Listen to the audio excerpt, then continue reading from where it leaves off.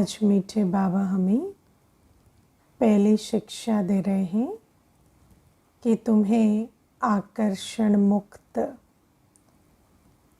ऐसा बनना है कि किसी से भी प्रभावित नहीं होना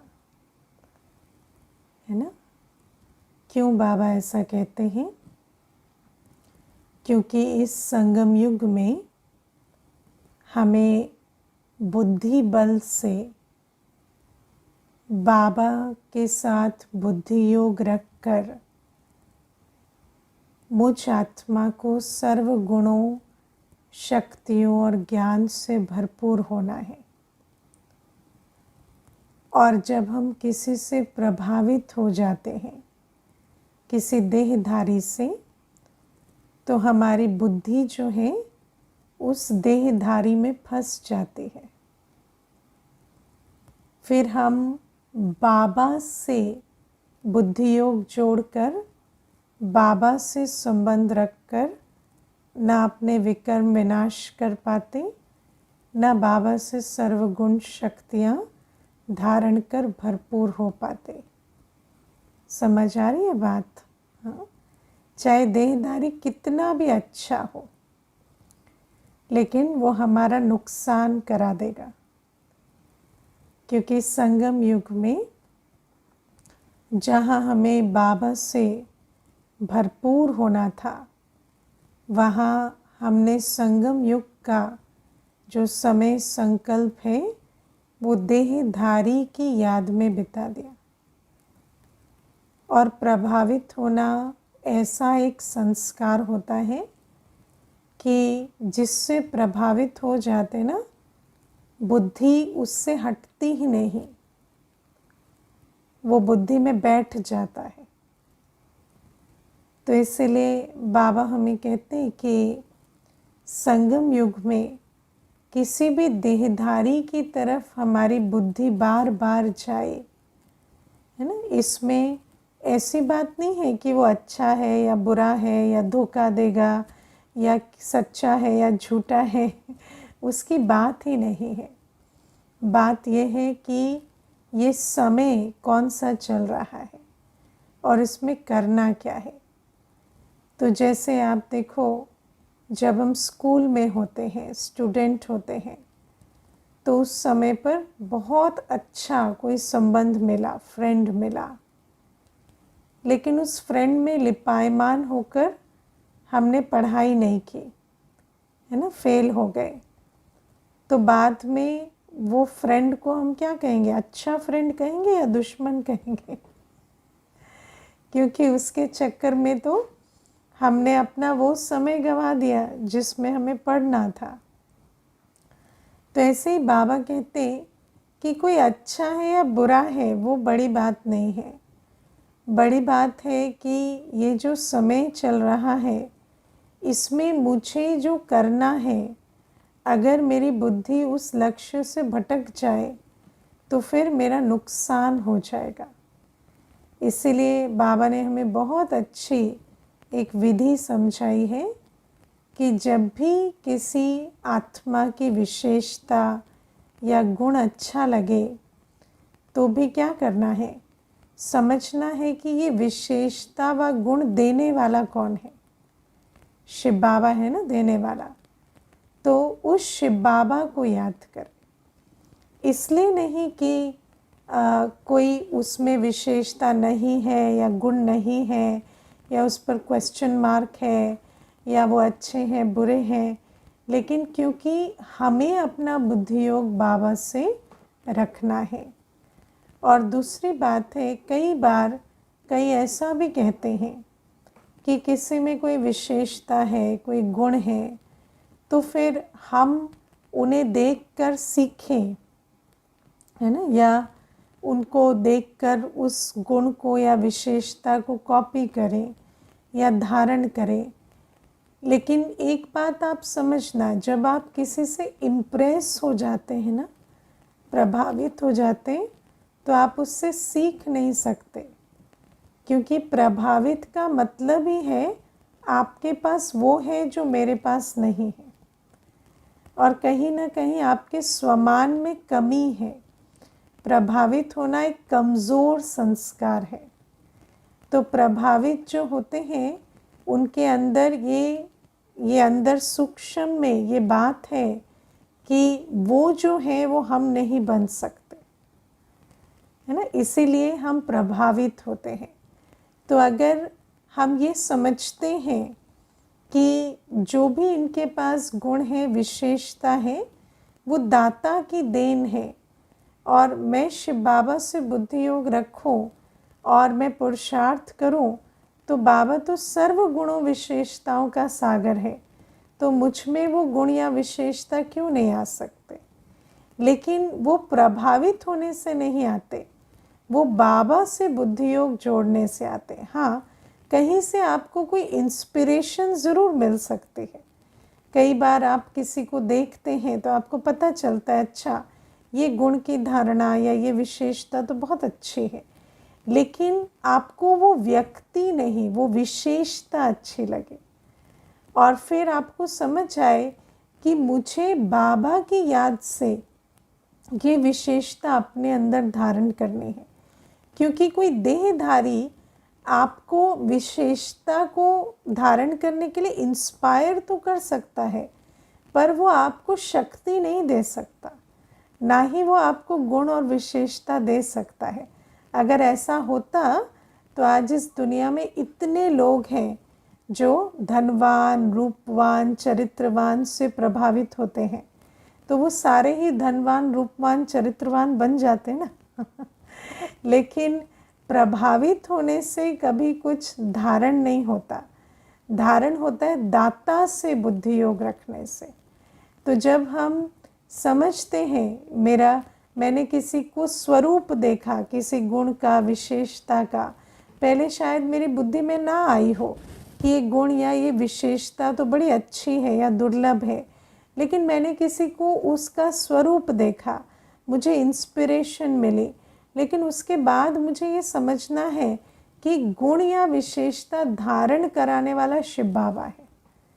कोई व्यक्ति से मुझे वो नहीं मिलेगी। हाँ, मुझे व्यक्ति को देखकर उस धारणा स्वरूप का एग्जाम्पल मिला, है ना। जैसे अगर मैंने किसी को मीठा बोलते देखा, मैंने देखा कि कोई बहुत मीठा बोलता है, बहुत मधुरता है, तो मुझे बहुत अच्छा लगा, मुझे लगा हाँ ये गुण होना चाहिए, लेकिन मुझे उसको देखने से मधुरता नहीं आएगी। मुझे बाबा को देखकर, बाबा की श्रीमत पर चलने से मधुरता का गुण धारण होगा, क्योंकि शिव बाबा गुणों शक्तियों का सागर है। कोई मनुष्य गुण शक्ति स्वरूप हो सकता है, पर वो गुण शक्ति सागर नहीं हो सकता।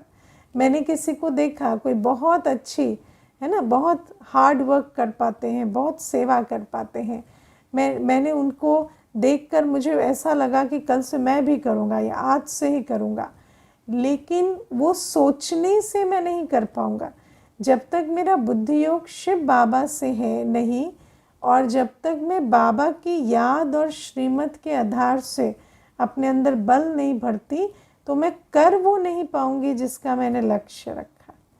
तो ये दो बातें मुझे इसमें ध्यान रखनी। फिर दूसरी बात इसमें ये भी आती है कि आजकल मनुष्य किसी और की विशेषता या गुण से प्रभावित जब होता है तो उसका जो प्रत्यक्ष स्वरूप होता है वो है ईर्ष्या, है ना। तो कई बार हम प्रभावित तो हुए, लेकिन क्योंकि विकार इतने हैं तो पता भी नहीं चलता कि हम ईर्ष्या के वश, है ना। आपको पता है ईर्ष्या की निशानी क्या होती है, कि व्यक्ति सामने वाले को नीचा दिखाता है, लेकिन उसकी उस चीज़ को जिससे वो प्रभावित है ना, उसको सीक्रेटली कॉपी करने की कोशिश करता है ना। कोई व्यक्ति आपकी तरह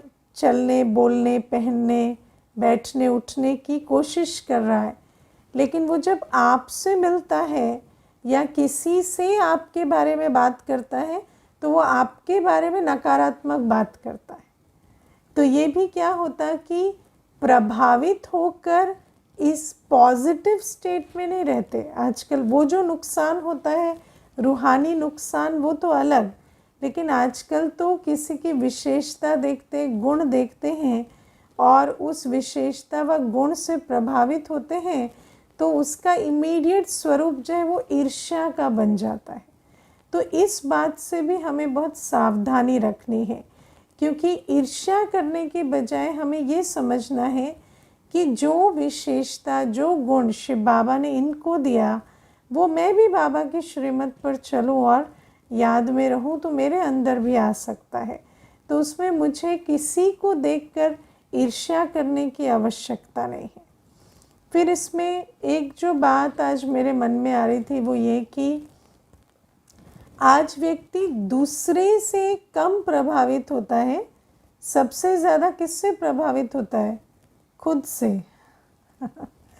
हम कौन से ज़माने में रह रहे हैं? सेल्फी का ज़माना है ना। मनुष्य दूसरे की तस्वीर देखने के बजाय अपनी ही तस्वीर खींच खींच कर, फिल्टर लगा लगा के और उसको देखकर खुश होता रहता है ना। मैंने एक बार एक भाई को देखा, वो मोटिवेशनल स्पीकिंग करते हैं, तो वो अपना वीडियो सुनकर और मुझे कहते हैं आप बिलीव कर सकते हैं ये मैं हूँ।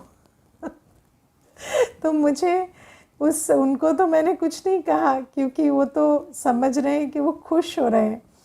लेकिन वास्तव में देखा जाए तो आज मनुष्य का, क्योंकि देखो देहाभिमान में हम एक एक पड़ाव नीचे गिरते गिरते गिरते कितने हम गिर जाते हैं कि दूसरे से प्रभावित होना तो अलग बात। अब दूसरे से प्रभावित हो रहे हैं तो कम से कम जो गुण विशेषता मुझ में नहीं है मैं उस पर प्रभावित हो रही हूँ।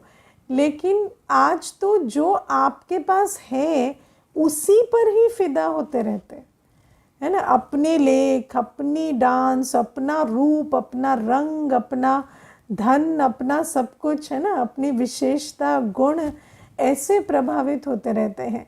तो आज हम बहुत तमो प्रधानता की चरम सीमा पर हैं।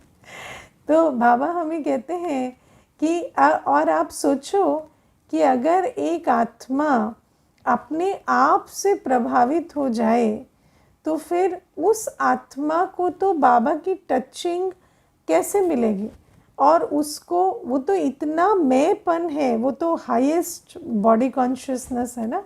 और फिर वो आत्मा जो बन सकती है, जो कर सकती है, वो कैसे करेगी, है ना। क्योंकि बाबा की टचिंग मिले तो आप वो बन सके। आज आप सोचो अगर मैं आत्मा अपने सबसे तमो प्रधान वर्जन में, है ना, आज आत्मा का क्या हाल है 84वें जन्म में सबसे तमो प्रधान।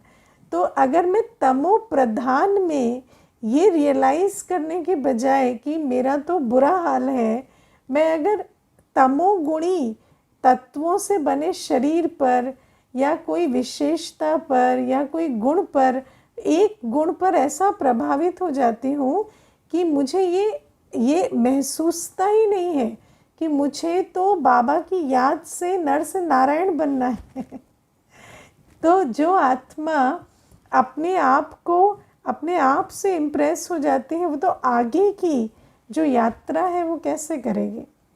और बाबा की भी उसको कोई सकाश या उसको बाबा के योग का बल कैसे भरेगा? तो इसलिए ये भी बाबा हमें बहुत अच्छी एक बात सुनाते हैं कि अगर अपने अंदर भी कोई गुण या विशेषता है तो हमें ये समझना है कि ये परमात्म देन है ना। जैसे दूसरे का गुण या विशेषता परमात्म देन है, ऐसे मेरे अंदर भी जो गुण या विशेषता है वो परमात्म देन है। और ये तो बहुत छोटी चीज़ है।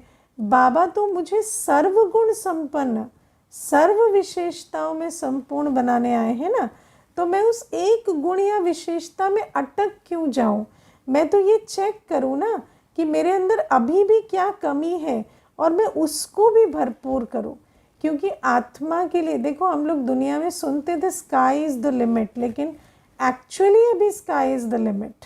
तो आप जो बनना चाहे बन सकते हैं। तो बाबा कहते हैं कि किसी भी एक चीज़ में, क्योंकि आप देखो कि छोटी चीज़ में फंस जाते हैं तो बड़ी से हाथ धो बैठते हैं। तो अगर छोटे से किसी गुण या विशेषता में फंस गए, जो परमात्म देन है, जो मुझे सेवा अर्थ मिला है, आप सोचो जो अभी हमारे अंदर गुण या विशेषता है वो किस आधार से है? वो हमने पिछले संगम युग में बाबा से जो वर्षा लिया उसका कुछ न कुछ जमा खाता अभी तक चल रहा है। तो वो गुण विशेषता परमात्म देन है, लेकिन वो तो उझाई ज्योत की चमक है। अगर आज मैं संपूर्ण ज्योति बिंदु बन जाऊं, अगर मैं मेरा आत्मदीप पूरा जग जाए, तो कितनी गुण विशेषता होंगी मुझ में, है ना। तो मैं उस छोटी उझाई ज्योत में ऐसा ना प्रभावित हो जाऊं कि वो आत्मदीप जो पूरा फुल जग सकता था उससे वंचित रह जाऊं। तो ये भी, क्योंकि जब आप अपने गुण या विशेषता जैसे दूसरे की गुण या विशेषता पर प्रभावित होते हैं, तो या तो आकर्षण का रूप लेता है या ईर्ष्या का रूप लेता है। लेकिन जब आप अपने गुण या विशेषता पर प्रभावित होते हैं तो अहंकार का रूप ले लेता है। और जहाँ अहंकार होता है वहाँ बाबा से बुद्धि योग टूट जाता है, और फिर आत्मा को बाबा जो बना सकता था वो बन ही नहीं पाते, है ना। कई ऐसे होते हैं, बहुत शुरुआत तो बहुत अच्छी होती है क्योंकि गुण है, विशेषता है, लेकिन उस गुण विशेषता को परमात्म देन नहीं समझते, उसमें मैंपन ले आते हैं, और फिर अहंकार बुद्धि पर ऐसा पर्दा डाल देता है कि अपनी कमी कमजोरियां देखें, निकालें और अपना संपूर्ण स्वरूप को प्राप्त करे, वो पुरुषार्थ तो पीछे रह जाता है। और इसी कारण संगम युग में झोली भर सकती थी, लेकिन बहुत थोड़े में ही जैसे अंत तक चलते हैं।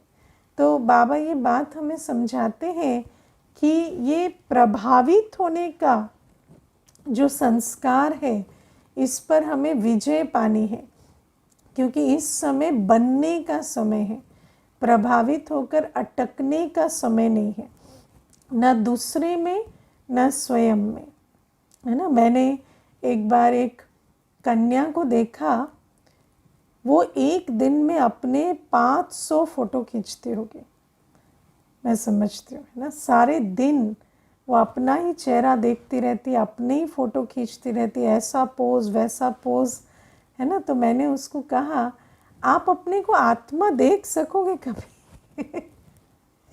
क्योंकि जो अपनी शरीर को इतना फ़ोटो खींच खींच के देखे, तो फिर उस देह को भूलकर आत्मा समझना और बाबा से कुछ प्राप्त करना, वो तो इम्पॉसिबल हो गया ना।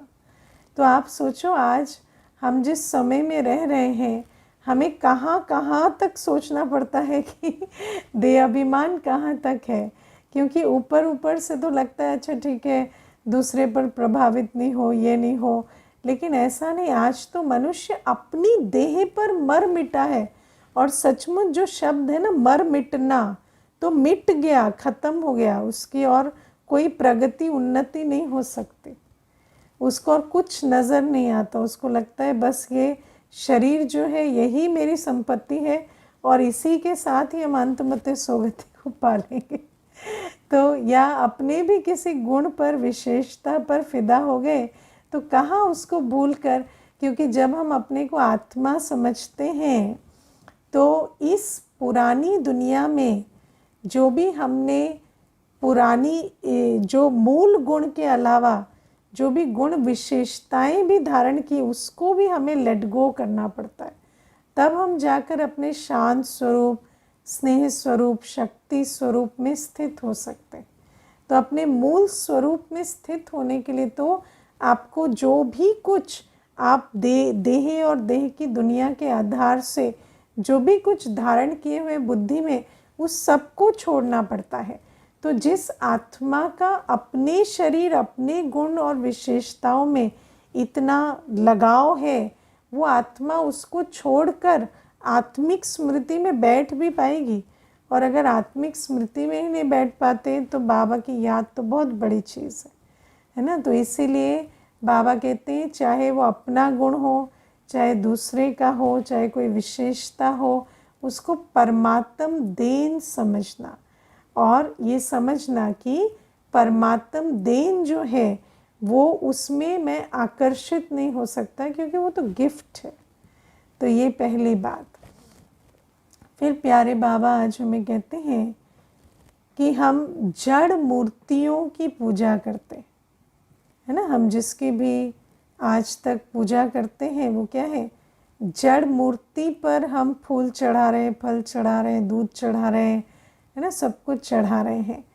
तो बाबा हमें कहते हैं तुमने तो जड़ के साथ संबंध बनाया, लेकिन तुम्हें ये पता ही नहीं कि जो जड़ है उसका चैतन्य कहाँ है।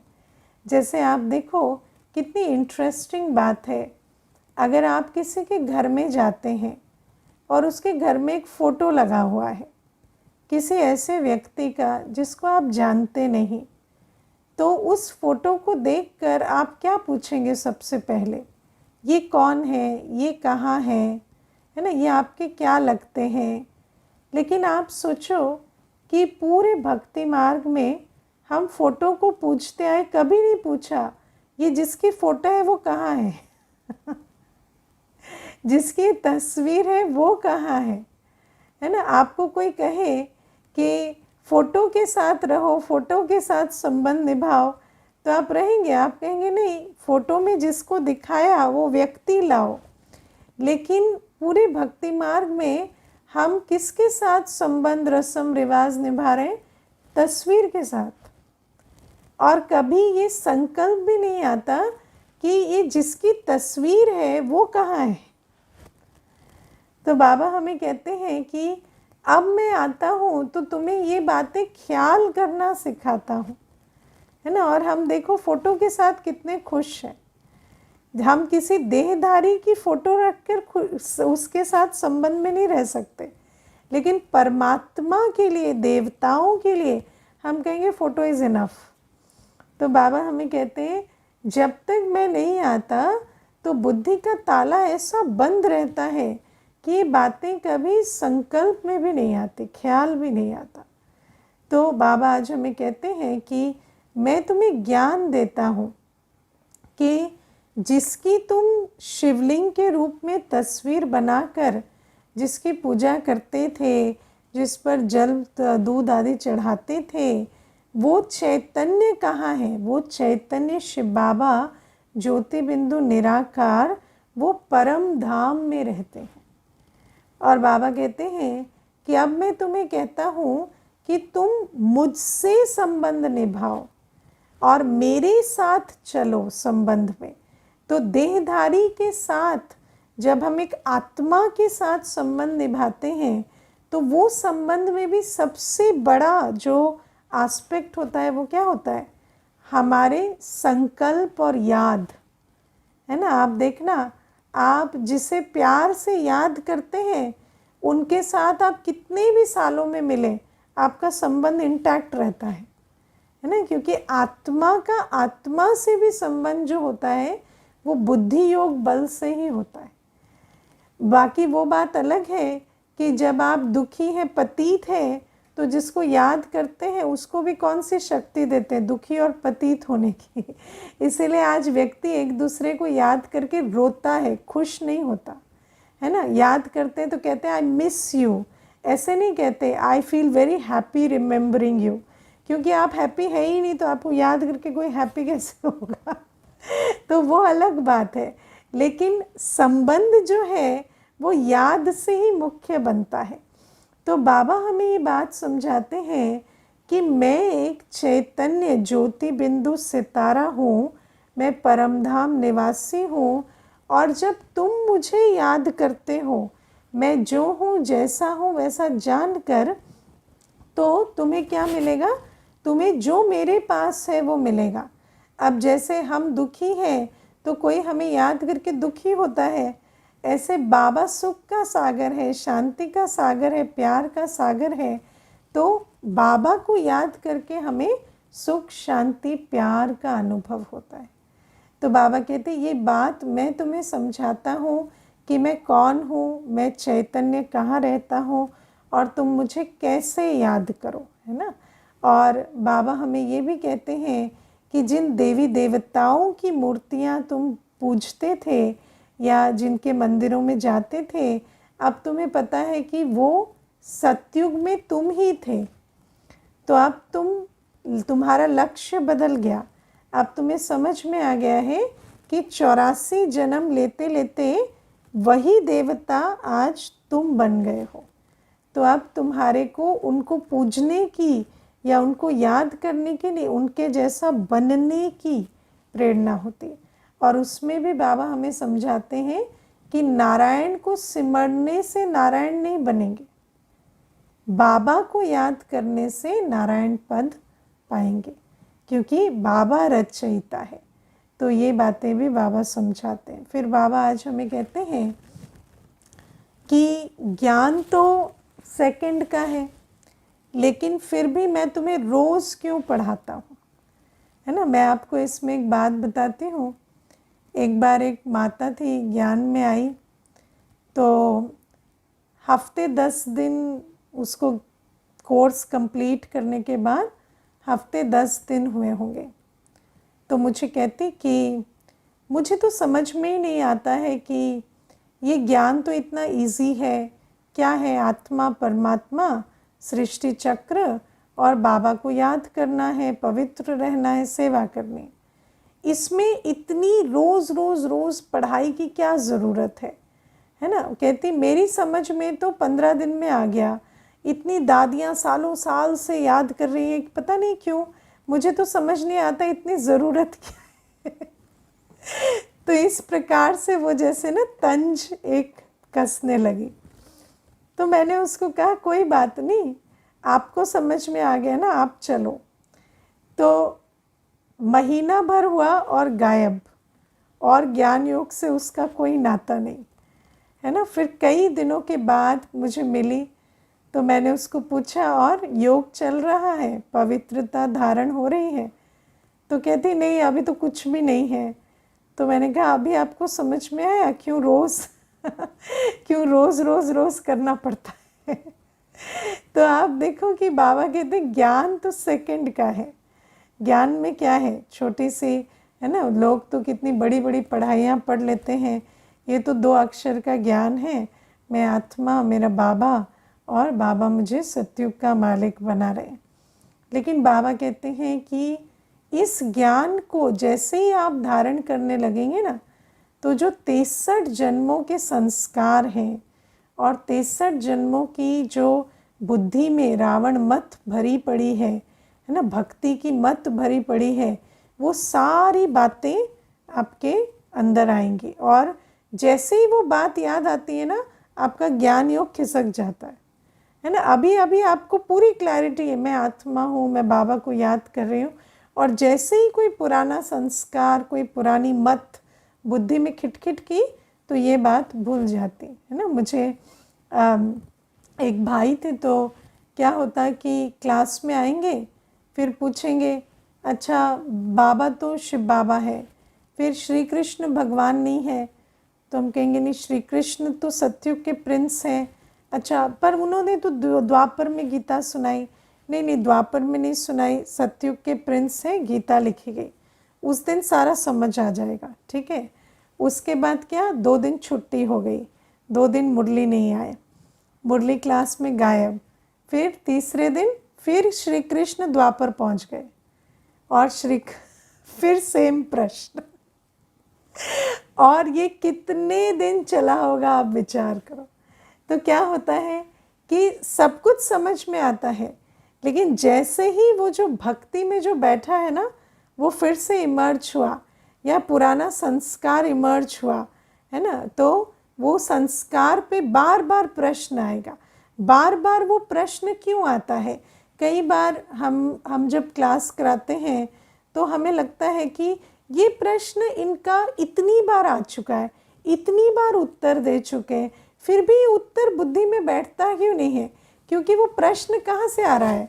जहाँ आपका संस्कार अटका पड़ा है ना, वहाँ से वो प्रश्न आ रहा है ना। तो जिसमें भय है वो बार बार मृत्यु पर प्रश्न पूछेगा, विनाश पर प्रश्न पूछेगा, है ना। उसको लगेगा कि विनाश होगा, शरीर छूट जाएगा, तो उसका भय अटका हुआ है। मुरली में सुनेगा, हाँ ठीक है, अंतकाल है, विनाश होना है, लेकिन फिर उसकी बुद्धि वहीं अटक जाएगी और फिर प्रश्न पूछेगा, ये विनाश अभी कैसे हो जाएगा? इतनी बड़ी दुनिया है, ऐसे ही थोड़ी विनाश हो जाएगी, विनाश को तो टाइम लगना चाहिए, इतनी बड़ी दुनिया में ऐसे एक झटके में कैसे सब कुछ खत्म हो जाएगा?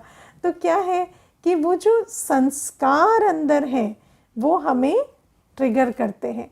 या आप सोचो किसी के अंदर लोभ है तो सब कुछ समझेगा, सेवा करनी चाहिए, सेवा से पुण्य का खाता जमा होता है ना, सेवा से भाग्य बनता है, लेकिन जैसे ही कहा जाएगा कोई सेवा करने को तो उसकी बुद्धि में वो बात बैठेगी नहीं। क्यों?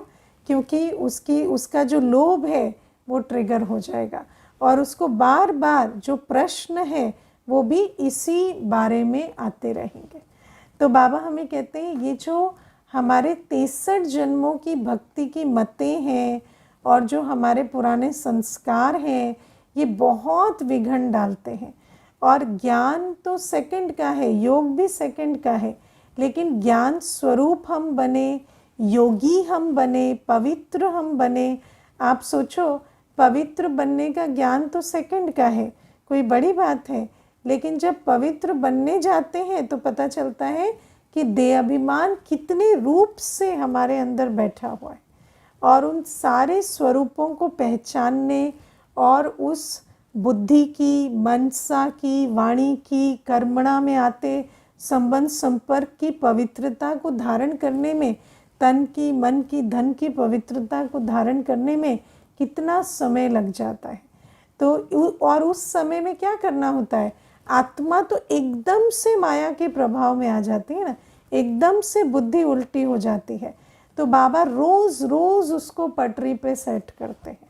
इसीलिए बाबा हमें कहते हैं कि रोज़ की पढ़ाई और ज्ञान सागर जो है वो एक एक बात रोज़ रोज़, जहाँ पटरी से खिसकी आत्मा तो फिर से बुद्धि को सेट करते हैं। इसीलिए बाबा का नाम भी ज्ञान सागर पड़ा है।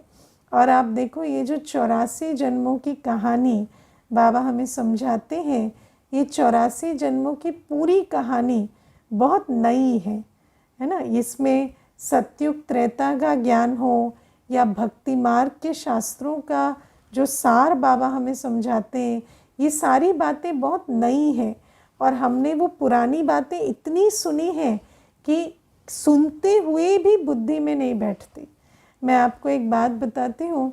एक बार विदेश की एक डेनीज बहन है, तो वो ये बात सुना रही थी कि भारत में एक बार वो आई और बहुत पुराने पुराने ब्राह्मणों की सभा थी और इतनी बड़ी सभा में जब उन्होंने पूछा शिव बाबा सर्वव्यापी है या नहीं, सर्वव्यापी है कौन कौन कहते हैं, तो मेजॉरिटी ने हाथ उठाया कि सर्वव्यापी है। तो उन्होंने बोला सर्वव्यापी है बाबा, तो फिर कहते नहीं नहीं सर्वव्यापी नहीं है।